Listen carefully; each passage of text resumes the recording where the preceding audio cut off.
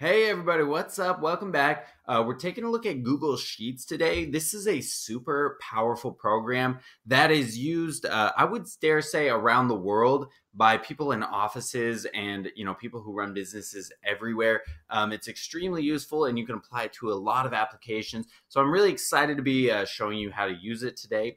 We're going to use it for today to kind of specifically figure out how long a piece is, right? So remember when we took the test, we all measured something. We all measured the ultrasonic rangefinder of our VEX kit. We measured the side length of that. And then I compiled all that data into the spreadsheet right here. So we're going to work on manipulating that data a little bit, generating some statistics out of that. And hopefully this will help you guys answer that question of how long is it actually? And remember, we don't want to just say how long is it, but we want to kind of give a good, we want to give a level of certainty. So we want to have certain digits and we want to have uncertain digits. So we want to try to figure out, okay, what can we be certain about based on this whole list of data, and what might we and can we estimate one more uncertain digit? So the first thing I would do is I would go through and I would clean the data. You can do this. You can click on it. You can select all by doing Command A, or you can go to Edit, select. Maybe maybe we don't even have to. Anyways, I believe you can go. Let's see what happens. Let's just go here to Format, or pardon me, Data, and we'll just sort sheet by column A to Z, and this will just give us our data from low to high. So then you can just feel free to delete any numbers that you feel like are extreme outliers. For instance, I'm going to delete that one because I know it wasn't 3 inches long. I'm going to delete this one because I know it wasn't 0.17 inches long. And then you can just go to data and you can resort. You can sort sheet by column A and it will resort for you. So there you go. That's pretty useful as well. The other thing you can do that's really powerful, a lot of people want to find the average, find the median, find the mode of this data. I think that's a decent idea for helping us figure out our true length, looking at those kind of statistics. If you want to do that, rather than type each number into your calculator and risk making an error and have it take forever, you can just use this. You can use some kind of mild programming syntax, actually. So when you just type this in here, so let's say we can do average here, median, and mode. And why not? Let's do standard deviation. There we go. And then right here, so you can notice a couple of things. One is that when it's a number, it's centered to the right side of the cell. So I guess that wouldn't be centered. It's pushed to the right side of the cell. When it's a word, it's to the left side of the cell. So that's a good thing to know. Right here, when we want to calculate something, rather than storing a value, we're going to calculate something. So we signal that to the program by using an equal sign. So we say equals, okay, rather than me typing in a value, you're calculating a value. And now what we want to calculate is the average. So we're going to grab the average right here. And now we need to tell it what we want to take the average of. So I'm just going to grab cell A1 and drag it down to a whatever, however many you have right here, A62 in my case. Then I'm going to hit enter, and there's my average right there. So the kind of decoding this syntax right here, the equal signals calculate, the average tells you what you want to calculate, and then the cell range tells you what you want to take the average of. Okay, so I will let you guys find the functions and calculate the median, mode, and standard deviation of your data. The other thing that we can do, which I think is perhaps the most useful in this, since we're trying to get we're trying to get certain and uncertain digits, is you can display the data to fewer or more decimal places. And let me show you what that looks like. So right here, these buttons, that takes away a decimal place. This one increases a decimal place. And the cool thing is it remembers what the number is. So even if you decrease the decimal places, right? Like we go here. Oh, is it working? Oh, I think you have to, pardon me, you have to highlight the cell. There we go. And then you can decrease the decimal places, and you can decrease it again, and you can get rid of that, right? So there we go, just all our 1 inch measurements. Then you can increase it again, and you can see it happen, right? The numbers come back for you. Now, the interesting thing is the zero right there, the zeros, those were not there originally, I don't think.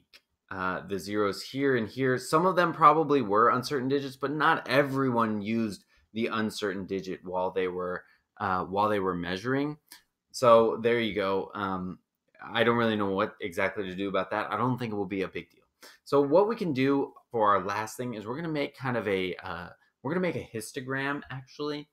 And now, unfortunately, we don't have the plugin here that we have in Excel where it kind of makes the histogram for us, but it's all good. We can kind of do it the low tech way.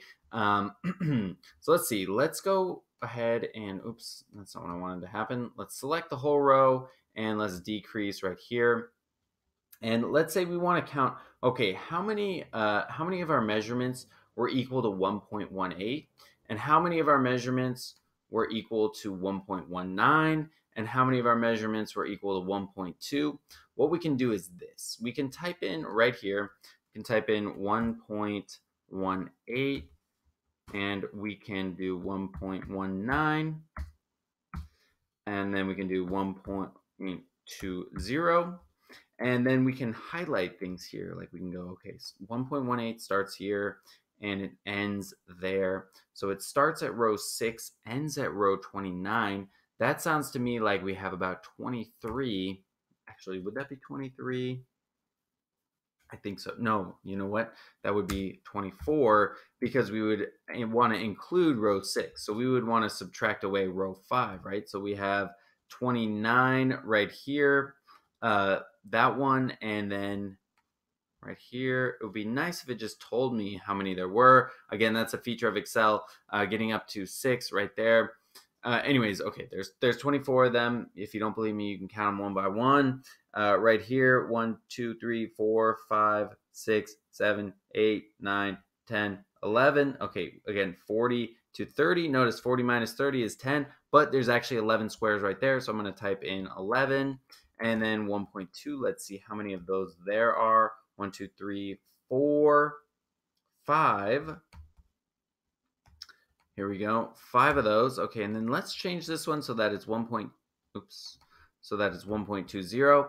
Now we're going to highlight all this data and we're going to go to insert and we're going to insert a chart here. So let's click on chart after we highlighted our data. Did it work? Okay, and there we go. Now we're going to have to format it a little bit. So we're going to want to, let's see, let's right click on it and we're going to, oh, we have a new chart editor. Let's just probably maybe we wanted to look at that, but that's okay. So rather than a column chart, we actually want, what is it here? Do we want a scatter plot? I think that works. It kind of works. Or let's see, can we do like a, I think we can do a line graph like that. No, we don't want a line chart. I think our scatter plot is good. Actually, you know what? Here's probably a better way to make the chart. You know what I just realized? Let's not do that. Let's go right here and let's highlight this. And let's make this, let's insert a chart right here. Insert, wow, okay. We'll highlight this and we'll go to insert and we'll insert a chart right here. Okay, so there we go. That's good. Now I believe, let's see if we can name our, let's see, chart and axis titles, series. Okay, apply to column 1, left axis error bars, data labels, so we can get that. And then can we do it? No, we cannot. Legend. Axis, chart style, data, x-axis.